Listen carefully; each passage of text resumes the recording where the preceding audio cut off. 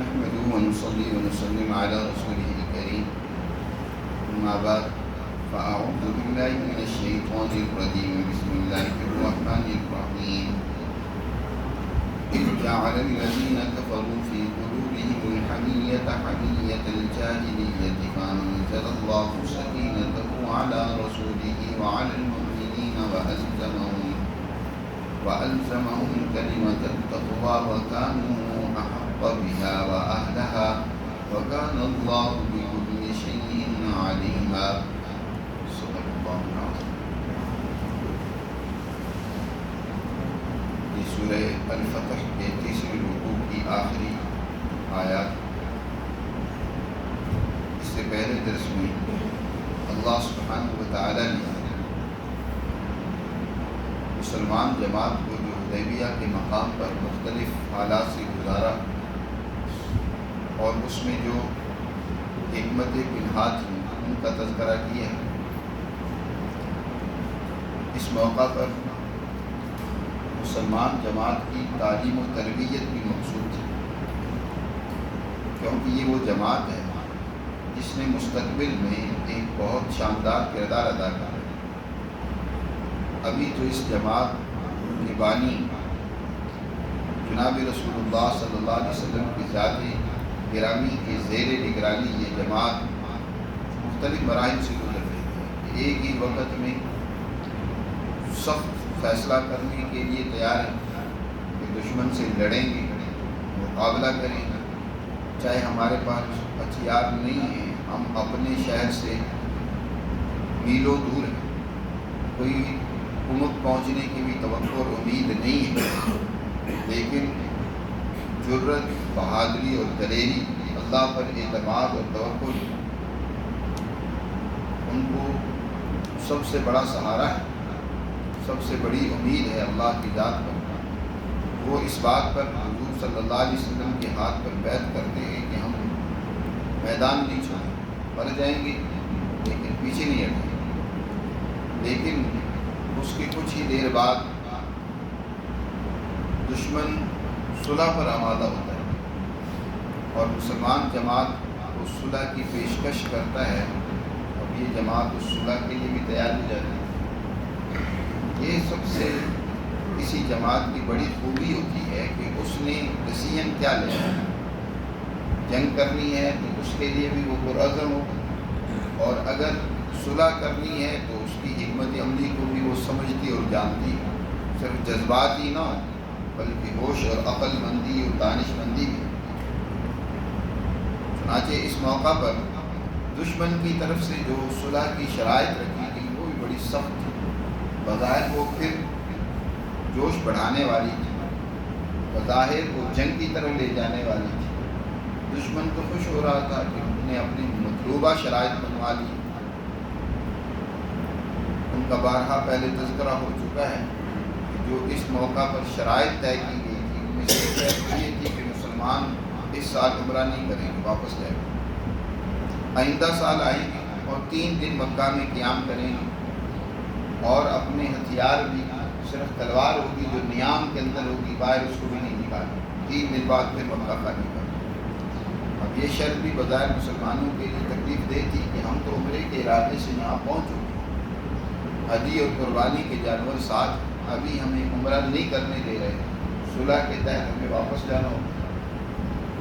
اور اسی طرح دوسری شرائط بھی اسی طرح کی سخت تھی. مثلاً ایک شرط یہ تھی کہ اگر کوئی مکہ سے مسلمان ہو کر مرد ہو یا عورت وہ مدینہ میں تمہارے پاس آ جائے گا اور ہم اس کی واپسی کا مطالبہ کریں گے تو تمہیں واپس کرنا ہے. تمہارا کوئی آدمی ہمارے پاس مکہ میں آ جائے، تم چاہے مطالبہ ہی کیوں نہ کرتے رہو، واپس نہیں کریں. یہ شرط بھی بڑی مسلمانوں کو تکلیف دینے والی تھی، لیکن اس شرط کو بھی قبول کر لیا. اس جماعت کی لیڈرشپ اور ان کے مشیر خاص سیدنا صدیق اکبر رضی اللہ تعالیٰ عنہ نے اس شرط کو بھی مان لیا اور وہ اس پر مطمئن تھے، اور اس کی حکمت کو دور رس نتائج کو وہ دیکھ رہے ہیں. اور وہ یہی ہوا کہ بعد میں خود یہی قریشی منت کر کے ان شرائط کو ختم کرنے کا مطالبہ کرتے ہیں. یہی شرطیں ان کے لیے سوانح روح بن گئی. کیونکہ مدینہ سے کوئی مسلمان تو ان کے پاس آنے والا نہیں تھا، اور جو مکہ کے مسلمان مدینہ میں آئے تو ان کو مدینہ والوں نے تو اس شرط کے تحت جگہ نہیں دی، اور انہوں نے کہا کہ اب تو تمہیں اپنے پاس نہیں ٹھہرا سکتے، صبر کرو۔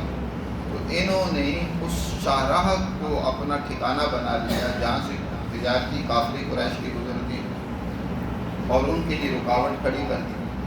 اب ان کے لیے پریشانی بن گئی۔ انہوں نے خود مکہ والوں نے منت کر کے کہا کہ ان کو مدینہ میں اپنے پاس بلا دیں، مکہ میں تو وہ رکھ نہیں سکتے، ان کے پاس رہتے نہیں تھے، ان سے تو آپ کافی تعداد میں مسلمان ہو کر ان سے بھاگ کر انہوں نے شام کا راستہ روک لیا، تجارت کا راستہ۔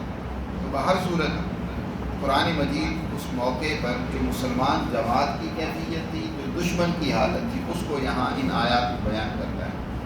اللہ تعالیٰ فرماتے ہیں اِذْ جَعَلَ الَّذِينَ كَفَرُوا فِي قُلُوبِهِمُ الْحَمِيَّةَ حَمِيَّةَ الْجَاهِلِيَّةِ، وہ وقت بھی یاد کرنے کا ہے کہ جب وہ لوگ جنہوں نے کفر کیا، اللہ کی تعلیمات کا انکار کیا، ان کے دلوں میں حمیت کی ضد تھی، جاہلیت کی ضد۔ حمیت، الحمیت عربی میں فعیلۃ کے وزن پر ہے، جس کے معنی الانف، آگ، ضد، ایسی جس کو عزت کہنے، جھوٹی عزت۔ جاہلیت والی حمیت سے مراد ایک جھوٹی عزت، یعنی انسان کسی کام کو کرتا ہے اور وہ سمجھتا ہے کہ اس کے کرنے میں میرے لیے بڑی شرمندگی ہے، میرے لیے بڑی جو ہے یہ ذلت کی بات ہے، اور اگر وہ کام غلط ہے لیکن انسان خواہ مخواہ کی ایک اپنی عزت و بے عزتی کا اس کو مسئلہ بنا لے، اس کو حمیت الجاہلیہ کہا جاتا ہے۔ اگر کوئی اچھا کام ہے اور اس کو اپنی عزت کا مسئلہ بنا لے تو یہ تو اچھی بات ہے، اس کو حمیت اسلامیہ کہیں گے، اسلامی غیرت، ایک غیرت جاہلیت کی، خواہ مخواہ کی ضد بنا لی۔ ہم کیسے ان کو مکہ میں آنے دیں، حالانکہ ابراہیم علیہ السلام سے آج تک کسی نے مکہ میں کسی انسان کو آنے سے، بیت اللہ کا طواف کرنے سے روکا نہیں ہے، چاہے کتنا بڑے سے بڑا دشمنی کیوں نہیں ہوا، لیکن وہ اگر حرم کا طواف کرنا چاہتا ہے، عمرہ کرنا چاہتا ہے، اس کے لیے رکاوٹ نہیں کھڑی کی جاتی۔ لیکن یہاں جاہلیت کی ضد انہوں نے اور غیرت پیدا کر لی کہ نہیں، ہم کیسے ان کو مسلمانوں کو اپنے اس شہر میں داخل ہونے دیں، انہوں نے تو ہمارے بیٹوں کو، ہمارے بھائیوں کو قتل کیا، بدر میں ظاہر ان کے بہت سارے لوگ مارے گئے، اس طرح دیگر جنگوں میں بھی، لیکن یہی انہیں معلوم نہیں تھا کہ خود چڑھائیاں تو تم نے کی ہیں، مسلمانوں کو کچلنے کے لیے یہاں سے تو تم نکلے تھے، مسلمانوں نے آ کر تو تم پر حملہ نہیں کیا، تم ان پر حملہ آور ہوئے، کیا وہ اپنا دفاع بھی نہ کرتے، اپنی حفاظت بھی نہ کرتے؟ لیکن انہوں نے اس غیرت کو کہ یہ کیسے ہو سکتا ہے کہ ہمارے بیٹے، ہمارے بھائی انہوں نے قتل کر دی اور آج ہمارے گھروں میں بھی یہ داخل ہونے جائیں، انہوں نے ہم ان کو دی واللات والعزیٰ لا يدخلنا، لات اور عزیٰ کی قسم ہم ان کو داخل نہیں ہونے دیں گے، ہم اپنے اس شہر میں نہیں آئیں، یہ جاہلیت ہے۔ اور پھر اس طرح جو شرطیں منوا رہے ہیں، وہ شرطیں بھی در حقیقت کیا ہیں؟ جاہلیت کی غیرت لی ہے، اس کو حمیت جاہلیت کہا جاتا ہے۔ یاد رکھو مطلقاً حمیت بری نہیں ہے، بعض لوگوں نے حمیت کو جو ہے نا وہ مطلقاً اس کی نفی کر دی، اس لیے قرآن نے یہاں حمیت کے ساتھ جاہلیت کا لفظ پڑھا ہے۔ اگر کسی کے اندر وطن کی غیرت ہے، اچھی ہے، اپنے وطن کی حفاظت کرنی چاہیے، اس کے لیے اسے کوئی جان بھی دینی پڑے تو قربانی دینی چاہیے۔ اس طرح خاندان کی حمیت ہوتی ہے کہ اپنے نسل، اپنے نسب، اپنے خاندان کی حفاظت کی خاطر کوئی ان کو نقصان پہنچانے کی کوشش کرتا ہے تو انسان غیرت سے کام لے۔ اس طرح اسلام کی غیرت اور حمیت ہوتی ہے کہ اسلام کی خاطر وہ دنیا بھر کے مظلوموں کی مدد کرے، مسلمانوں کی مدد کرے، اور اس کے لیے اسے تکلیف ہو، اٹھ کھڑا ہو، تو مطلقاً حمیت کی نفی نہیں کی جا سکتی۔ یہاں جس حمیت کی نفی کی جا رہی ہے یا اس کی مذمت کی جا رہی ہے وہ حمیت الجاہلیہ ہے، جاہلیت کی غیرت، خواہ مخواہ کی ضد اور ہٹ گرمی۔ لیکن یہ تو شرطیں لگا رہی ہیں، جنگ کو بھڑکانے کی کوشش کر رہی ہیں، اپنی منمانی شرطیں منوا رہے ہیں۔ دوسری طرف بھی ممکن تھا، ظاہر ہے جذبات تو مسلمانوں کے اندر بھی ہیں، ان ان کے اندر بھی غیرت ہے، اسلامی غیرت ہے. اس غیرت اسلامیہ کی بنیاد پر جتنی جس میں جو غیرت تھی اتنا ہی وہ اس موقع پر بڑا بے چین اور بیتاب تھا. حضرت عمر فاروق رضی اللہ تعالیٰ عنہ ان شرائط پر بڑے بیتاب تھے، پریشان تھے. حضور صلی اللہ علیہ وسلم سے سوالات کیے کہ اللہ کے رسول کیا ہم حق پر نہیں ہیں؟ کیا ہمارے مقتول جنت میں اور ان کے مقتول جہنم میں نہیں جائیں گے؟ کیا آپ صلی اللہ علیہ وسلم نے خواب میں عمرہ کرتے ہوئے نہیں دیکھا تھا؟ سوالات کی حضور صلی اللہ علیہ وسلم نے تمام سوالات کا بڑا تسلی سے جواب دیا، تشفی سے جواب دیا. فرمایا میں نے بالکل عمرہ کرتے ہوئے دیکھا ہے، اور نبی کا خواب بھی ایک حکم ہوتا ہے، وحی ہوتا ہے. لیکن یہ کیا میں نے تمہیں کہا تھا کہ اسی سال ہم عمرہ کریں گے؟ کہا یہ تو نہیں کہا تھا، میں عمرہ کریں گے، اگلے سال کریں گے. اس کا وقت متعین نہیں تھا. اور اسی طرح فرمایا میں حق پر ہوں، اللہ کا نبی ہوں، ہم سب حق پر ہیں اور ہمارے مقتول جنت میں جائیں گے. لیکن یہ ہماری شرائط جو اس وقت ہماری صلح ہے، یہ در حقیقت ہمارے لیے فتح مبین ہے. اللہ اس میں ہمیں کامیاب کرے گا. میں اللہ کا پیغمبر ہوں اور اللہ مجھے کبھی بھی نقصان نہیں پہنچنے دے. لیکن عمر فاروق رضی اللہ تعالیٰ عنہ کو چین نہیں آ رہا تھا، جا کر پھر بکر سے بھی سوالات اسی طرح کی. ان کے اندر بھی حمیت تھی، غیرت تھی، وہ غیرت ایمانی تھی.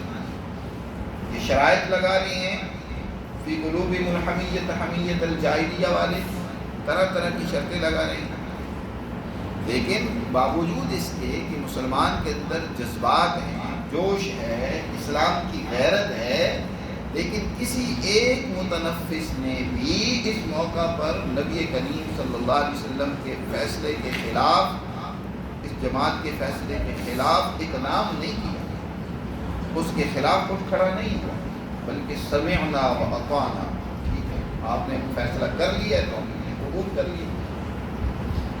اس کا قرآن نے اگلے جملے میں ذکر کیا فَأَنزَلَ اللَّهُ سَكِينَتَهُ عَلَى رَسُولِهِ وَعَلَى الْمُؤْمِنِينَ، اور اللہ نے سکون اور اطمینان کو نازل کیا اپنے رسول اور ایمان والوں کے دلوں پر. ان کے دلوں پر اللہ نے سکون اور اطمینان کو نازل کیا. یہ تو جوش بڑھانے والی باتیں کر رہے ہیں، لیکن ادھر اطمینان ہے، ادھر قبول ہے اپنے پیغمبر کی اور نبی کی، اپنی لیڈرشپ کے اوپر اعتماد ہے. وَأَلْزَمَهُمْ كَلِمَةَ التَّقْوَى، اور اللہ نے ان کے ساتھ چسپاں کر دیا تقویٰ کے کلمے کو. الزمہم اس کے معنی کسی چیز کو دوسری چیز کے ساتھ ایسا چمٹا دینا کہ اس کو اس سے الگ نہ کیا جا سکے. فرمایا اللہ نے ایمان والوں کے دلوں میں تقویٰ کے کلمے اور بات کو ایسا چسپاں کر دیا کہ اب وہ اس سے جدا ہونے والا نہیں. یعنی قرآن نے اس سچی مسلمان جماعت کے بارے میں ایک بات تو یہ کہی کہ اللہ نے ان کے دلوں میں سکون اور اطمینان کو نازل کیا. دوسری بات یہ کہی کہ تقویٰ جو ہے ان کے دلوں میں رچ بس گیا ہے، ان سے نکلنے والا نہیں ہے.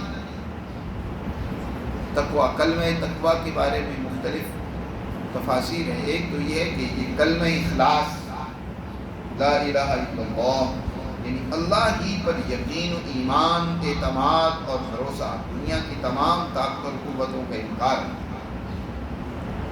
اسی کی تشریح تقویٰ کی دوسری تشریح بھی کی گئی عدل و انصاف. عدل اس جماعت کا جو سب سے بڑا پروگرام ہے، سب سے بڑا جو ہدف ہے، وہ دنیا میں عدل و انصاف کا قیام. اس عدل و انصاف، یہ جو کلمہ تقویٰ لا الہ الا اللہ ہے، یہ در حقیقت کلمہ بھی دنیا کے تمام خداؤں کی نفی کی ہدایت کرتا ہے کہ دنیا میں کوئی طاقت و قوت ایسی نہیں ہے جس کو خدائی کا درجہ دیا جائے. سب مخلوقات ہیں. خالق، حاکمیت وہ صرف اللہ ہی، انسانوں کا معبود اور رب صرف اللہ ہی. یہ بات ان کے دلوں میں اللہ ارشاد فرما رہے ہیں کہ ہم نے راسخ کر دیا، اس کو لازم کر دیا، وہ ان سے جدا ہونے والی نہیں ہے. کلمۃ التقویٰ. اور اگلی بات مزید فرمائی وَقَالُوا أَحَقَّ بِهَا وَأَهْلَهَا، اور اس کلمہ تقویٰ کے حقدار تھے، اس لیے اللہ نے یہ کلمہ تقویٰ ان کے دلوں میں راسخ کر دیا، اس کے اہل تھے. ایسے نہیں اللہ بغیر کسی اہلیت کے کسی کو کوئی چیز نہیں دیتا.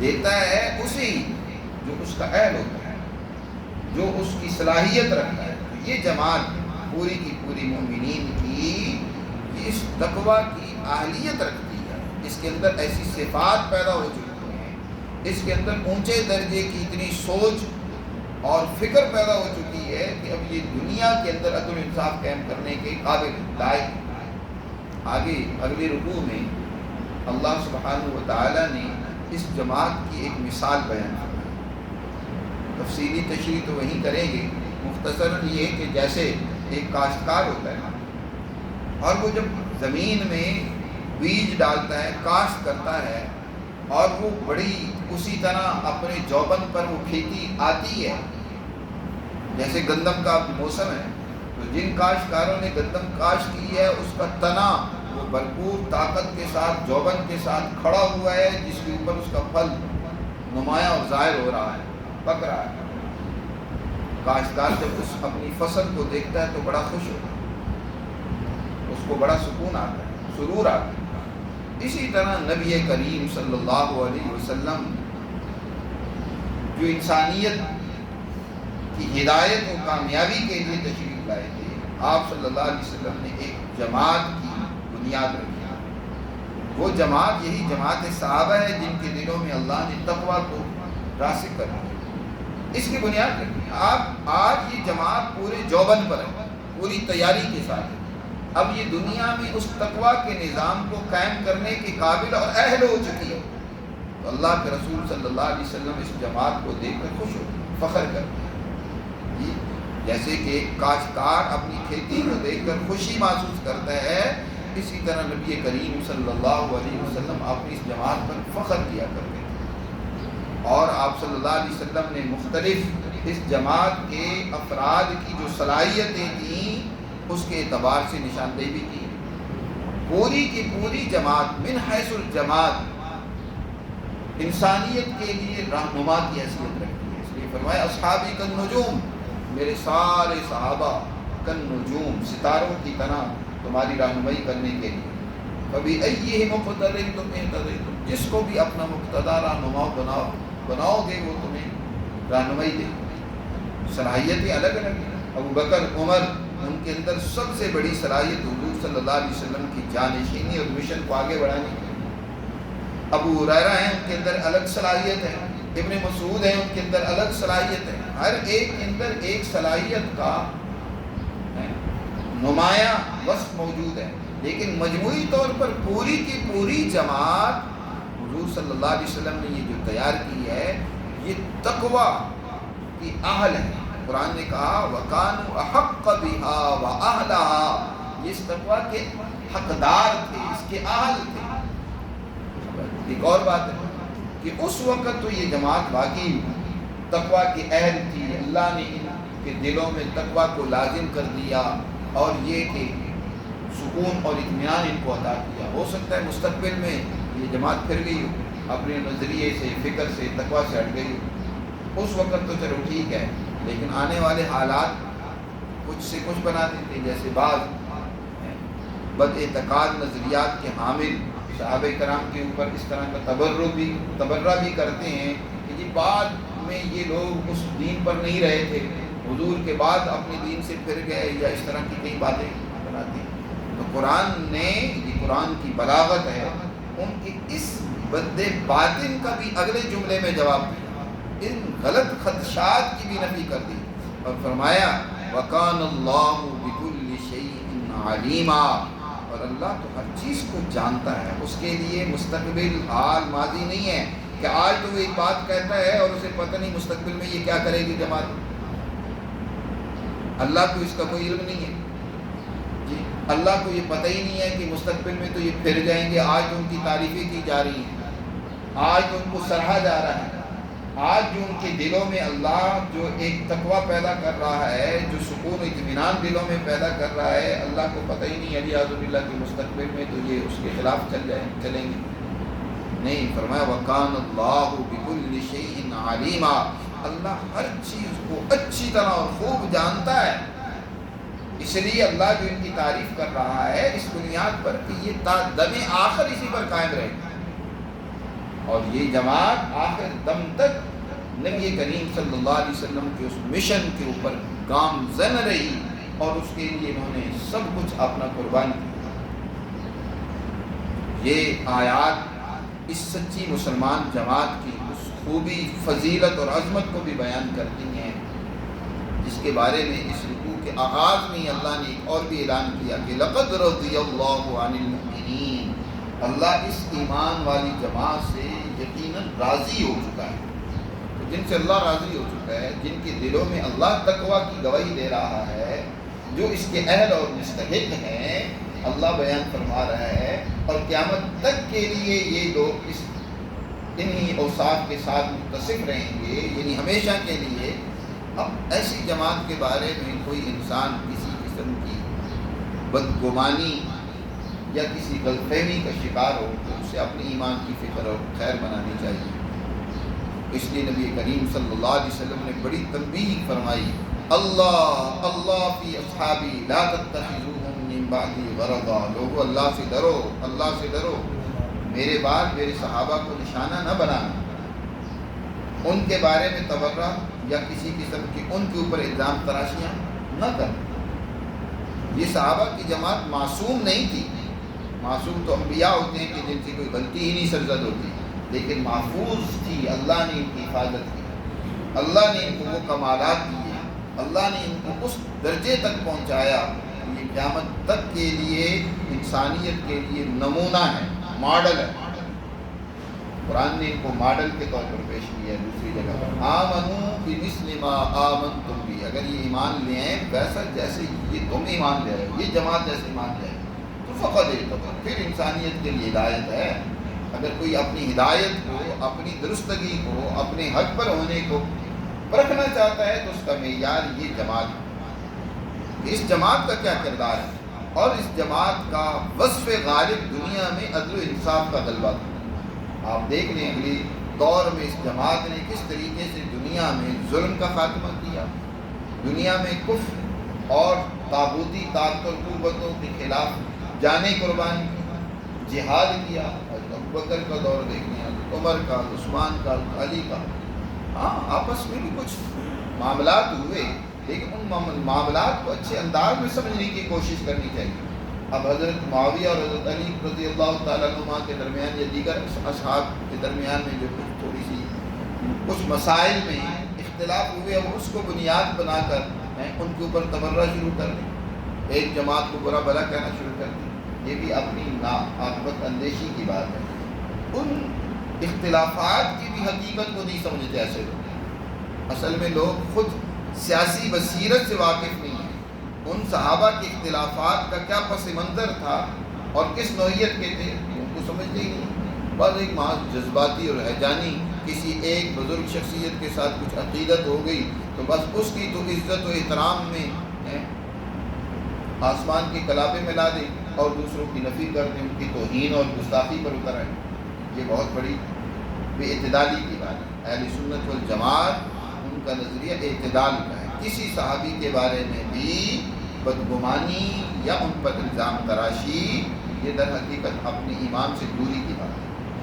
قرآن نے جو کہہ دیا اس جماعت کے بارے میں بس وہی حرف آخر ہے، کیونکہ اللہ وَكَانَ اللَّهُ بِكُلِّ شَيْءٍ عَلِيمًا، اللہ ہر چیز کو خوب جانتا ہے، تو جو اللہ جانتا ہے اس سے بڑھ کر کون کوئی جان سکتا ہے۔